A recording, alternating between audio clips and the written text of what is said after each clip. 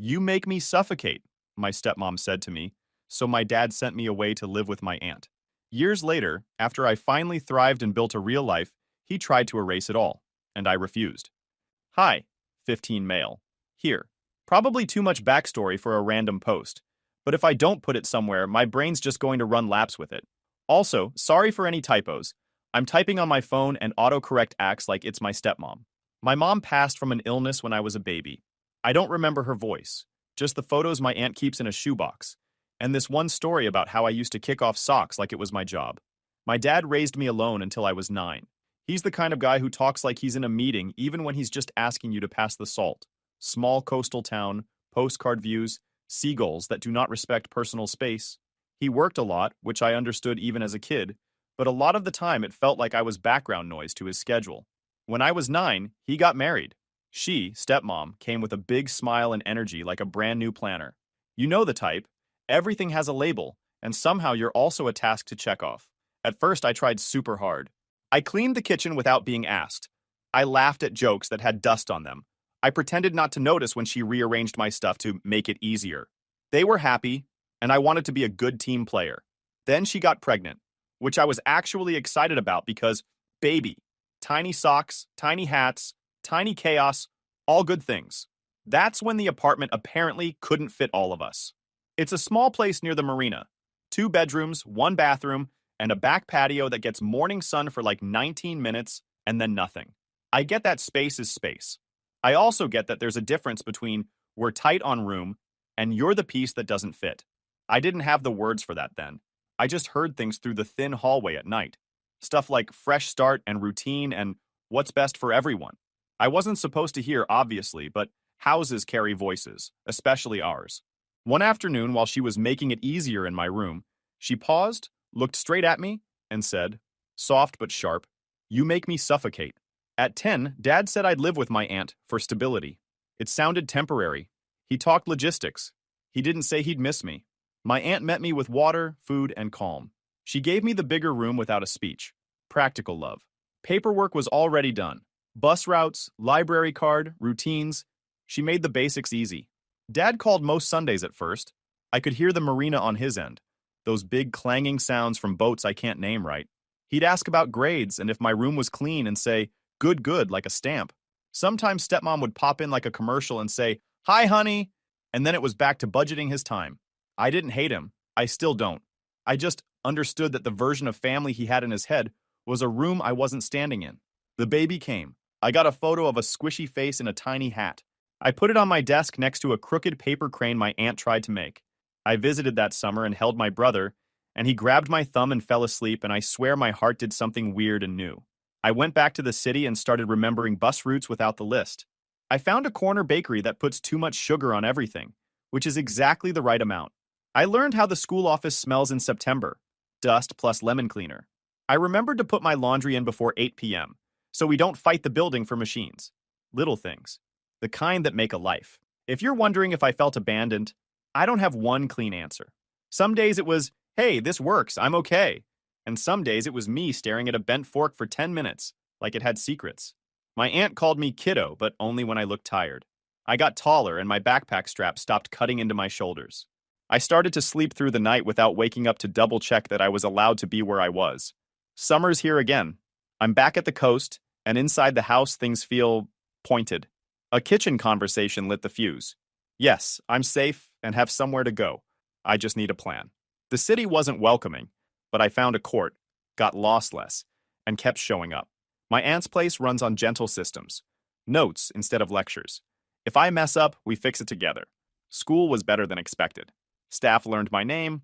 I watched, adjusted, and found my lane. Debate sort of found me. I corrected a friend who swore you could charge a phone with a potato, and a kid from the team said, come Tuesday. I went for the free cookies and stayed because my brain likes timers and rules more than I thought. First practice, I talked so fast I sounded like a radio scanning channels. Second practice, I remembered to breathe.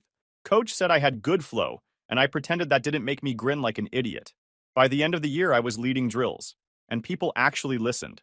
Wild. Grades rose because someone sat nearby and cared whether I finished. Basketball turned into a habit.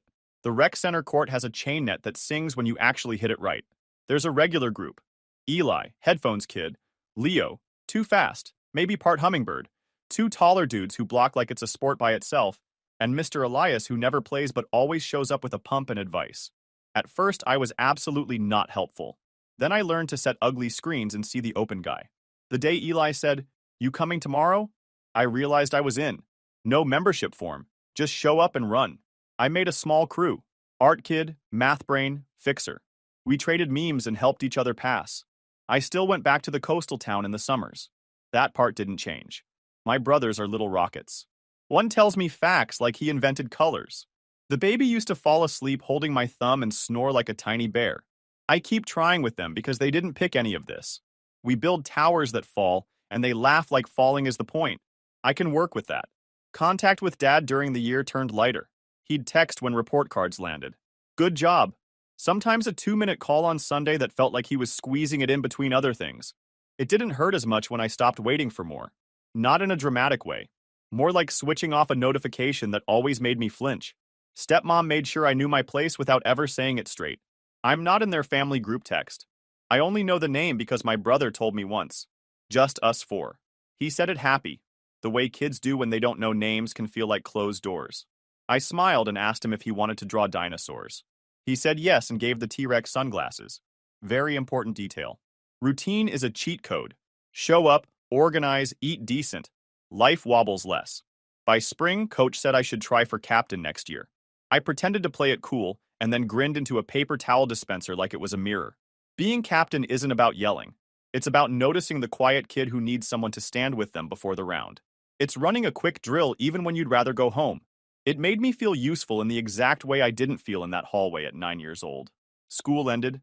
I packed light and headed back to the coast with a plan to stay neutral. I told myself I had a plan this time. Stay out of the house when it feels tight. Take my brothers to the park. Hit the court by the pier. Smile. Be polite. Don't expect invitations to things I'm not actually invited to. I can do neutral. Neutral is a skill. What I didn't pencil in was the kitchen at midnight. One light on. Dishwasher hum. Me halfway through a bowl of cereal. Dad walking in like the scene was already written. I'll get to that. For now, this is the chapter where the city taught me I'm not a problem to be moved around. I'm a person who can run a drill, box out a taller guy, and help a freshman finally make friends with fractions. That stuff counts. The coastal town always smells like salt and sunscreen, even when it's cloudy. The bus drops me by the marina, and I walk the same cracked sidewalk I've known since I was a kid, counting the 3 loose boards on the pier like they're old friends. From the outside, our place looks the same. Blue trim that needs paint, wind chimes that hate silence. Inside, it's different in ways that say more than anyone will. My old room is storage now, not secretly. Open the door, get walloped by a stack of plastic totes, kind of obvious. Labels in my stepmom's neat handwriting. XM as, baby clothes, random chargers. Which is funny because I counted 3 phones in there I've never seen before. There's no bed. There's a fold-out in the den that squeaks every time you breathe too hard. Dad says, temporary, like it's a magic word that stretches over 5 summers. The kitchen is a showroom. Polite smile, strict system. Help is in the way. Absence is not trying. The boys are good. Little rockets. The older one, he's 5, explains everything like he's the boss of facts. Red. Also red. Blue. Don't eat blue. The baby, not a baby but you know, follows me around like a duckling and thinks I'm hilarious when I miss a Lego piece by an inch. We build a tower, it falls. They laugh like falling is the whole point. I don't correct them. Day 2, I offer to take them to the arcade on Main Street. $10 in quarters goes a long way when your aim is chaos and tickets. We win a plastic spider with one bent leg, and they act like it's treasure. On the way back, older one leans in and says, almost whispering, Mom says don't bother you too much, because you like your own space. He says it like he's proud he remembered the rule. I nod and say, I like you. He nods back, serious, like we signed a contract. I clean, run, find the pier court. I keep out of the way and in motion. Aunt checks in every night. You okay? I type fine and send a photo of the ocean because it's easier than typing feelings. She says, eat fruit, and I send a cherry emoji, and she replies with a thumbs up like we're doing a tiny secret handshake. I kill time outside. Cheap matinees, long walks, the court. The house has a specific quiet at night. It's not peace, it's waiting. The wind chimes argue with the air. The dishwasher hums. The fold-out announces every time I turn. I read the same paragraph 3 times because my brain keeps replaying every small moment I tried and watched it get classified as extra. It's not dramatic, it's arithmetic. Add enough tiny subtracts, you end up with negative.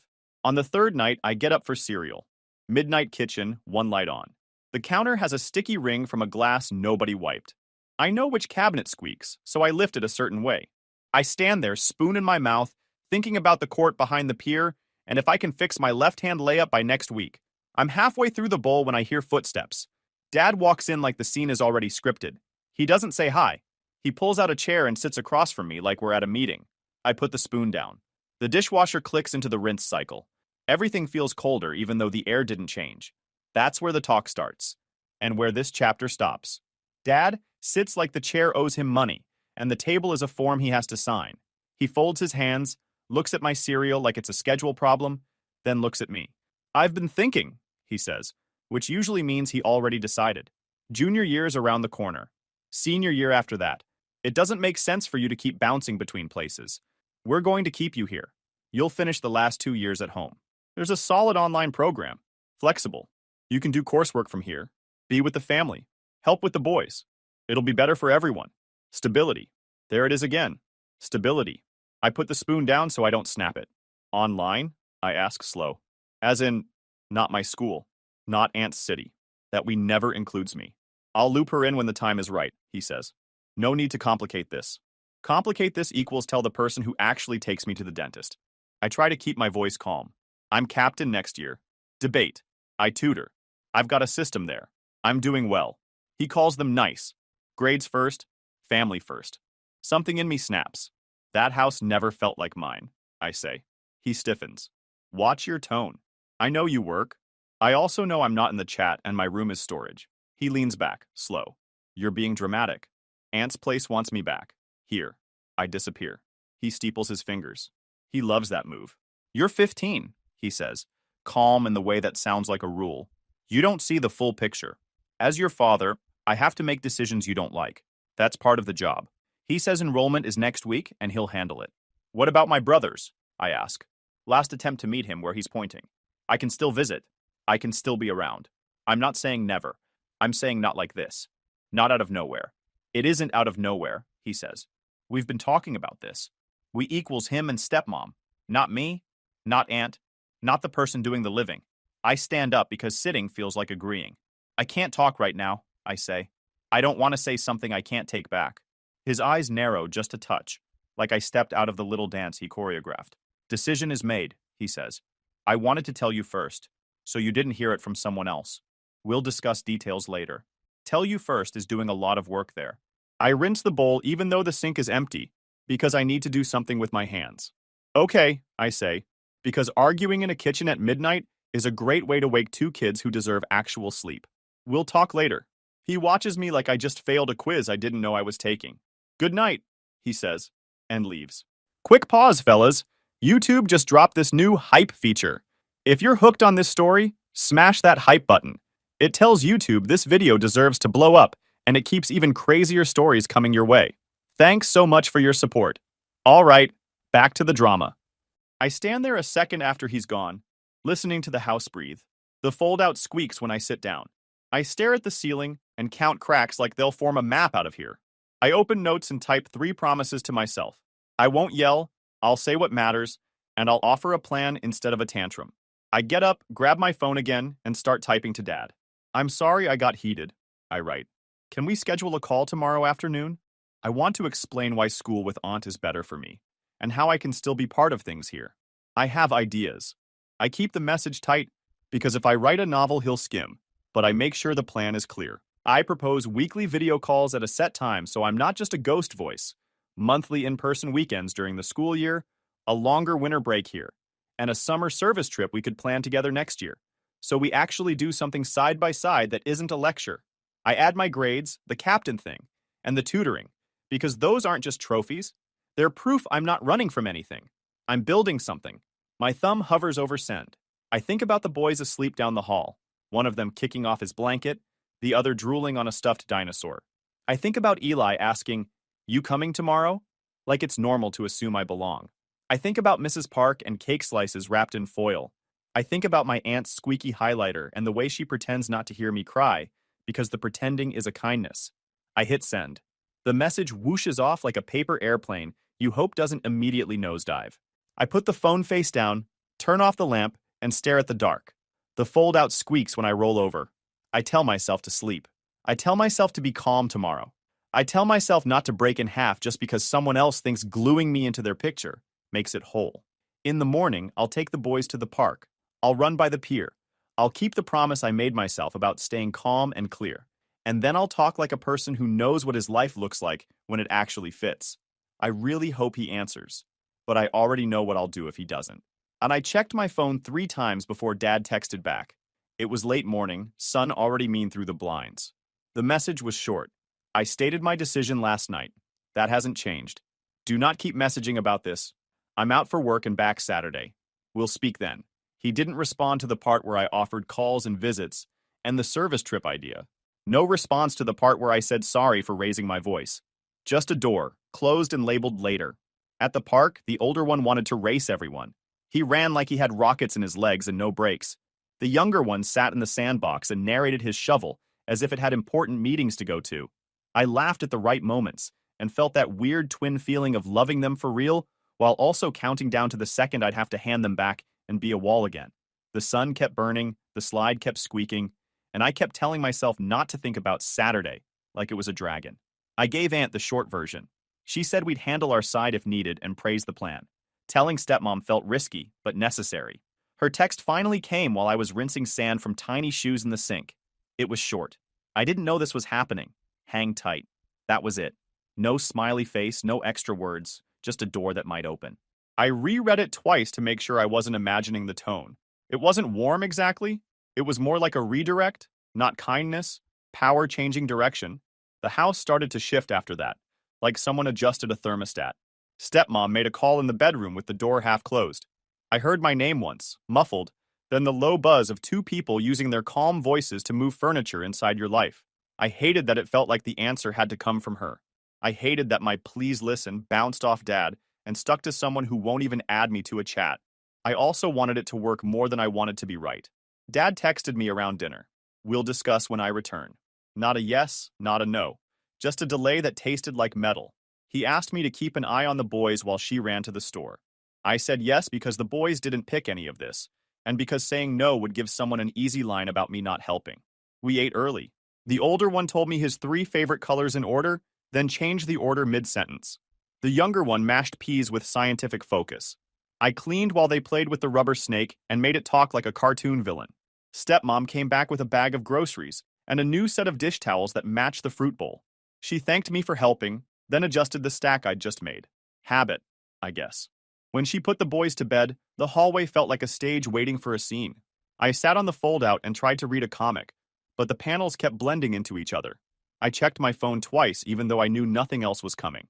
I thought about Eli asking if I was coming tomorrow, about Leo blurring in our photo because he always moves too fast for cameras, about Mr. Elias with the pump and the way he calls everyone kid, even when they're definitely older than me. I thought about how the chain net sings when you get the shot clean. I wanted that sound in my head more than I wanted the dishwasher hum. When the house went quiet, I heard another call start behind the bedroom door. It was Dad's voice this time, thinner through the wall, and Stepmom's a notch sharper. I didn't catch the words, but the rhythm said, meeting, but not the friendly kind. I waited without pacing, because the floorboard by the vent betrays you, and I did not need an audience. I don't know exactly how long it lasted. 10 minutes, maybe 15. Then the door opened. Footsteps. A glass set down too carefully in the kitchen, and silence again. My phone buzzed once. A calendar alert I forgot to delete. Nothing from Dad. I turned off the lamp and lay there pretending the fold-out was a decent bed. I tried to be proud of myself for not yelling, for offering a plan, for taking the boys out and fixing the squeak and doing the right things even when none of them got me a gold star. It felt like shooting free throws in the dark. You do the form, you trust the muscle memory, you wait for the chain to sing even if you can't see the rim. The last thought before I fell asleep was the dumbest. It was me imagining the service trip next summer, me and Dad, and a schedule that isn't a trap, doing something where we both have to carry weight that isn't each other. I don't know if that future exists. I just know I want one where I'm not a ghost in storage. Hang tight, her text said. I'm not great at that. but I'm learning. Stepmom disappeared into the bedroom with her phone. I washed bowls, listened through the door like I wasn't listening. Her voice went flat, then sharp, then flat again. I didn't catch all the words, just the shape of them. You didn't tell me. Then his voice through the tiny speaker, lower, calm in that way that means not calm. We already decided. Her again, louder. No, absolutely not. I could hear the dresser drawer bump shut like punctuation. Around lunch, my phone buzzed. Dad. I stepped onto the back patio so the boys wouldn't hear if it got weird. Seagulls were doing their loud routine over the marina. He didn't say hello, just started. I thought I made myself clear, he said. I told you my decision last night. You chose to go around me. I texted her because you told me not to message you, I said, and because she didn't know. Silence on his end, then a small sigh, like I'd failed a test I didn't know existed. Since you are unwilling to meet us halfway and be part of this family, I'm not going to force the issue. You can return to your aunts and to that school, but understand something. This is your choice. Live with the consequences. The word consequences hung there, like he'd put it on a hook. I didn't say anything for a second, because every version of "that's not what's happening" sounded like arguing with a wall. He filled the space first. We will revisit next year, he said. Do not involve other adults in this. I'll contact your aunt. I'm back Saturday. Until then, I don't want further messages about it. I repeat the plan.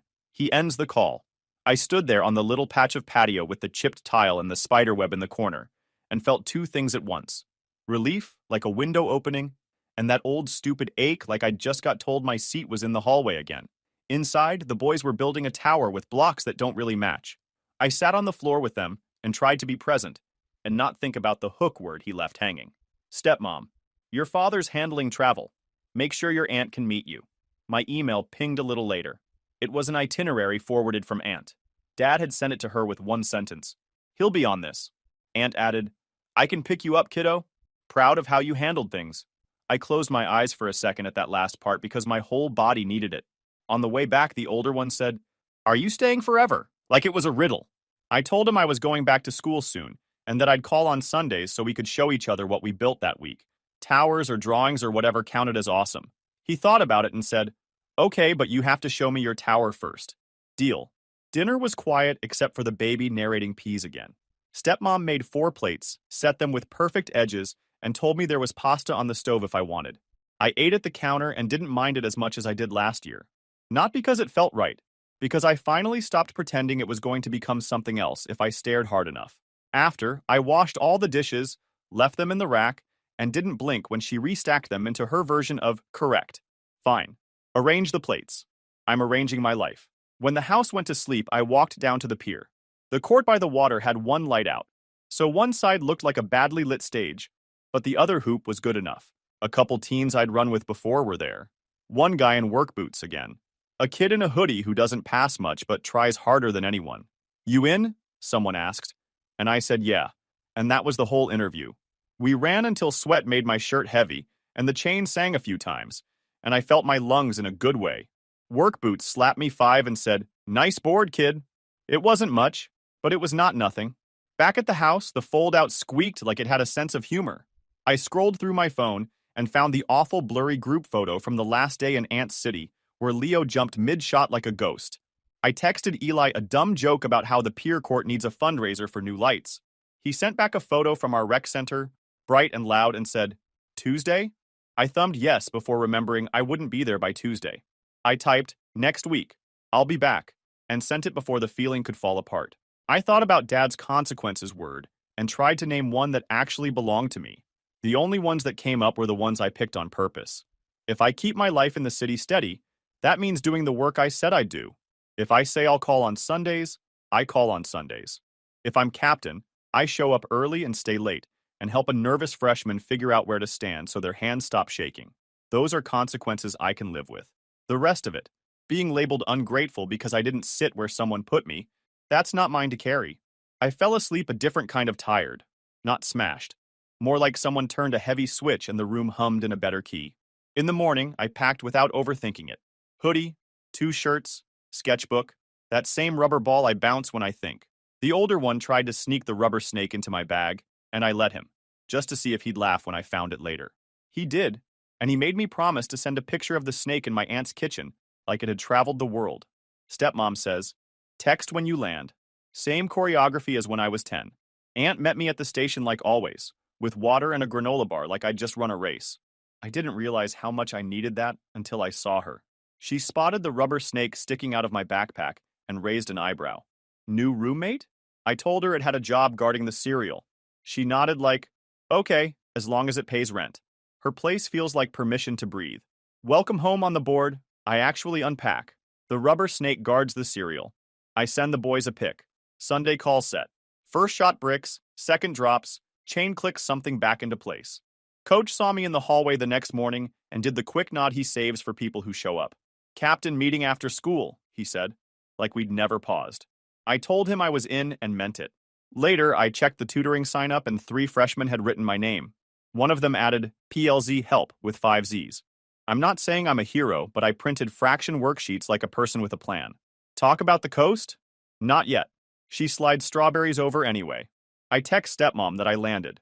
Read receipt, no reply. Fine. The first captain meeting felt normal fast.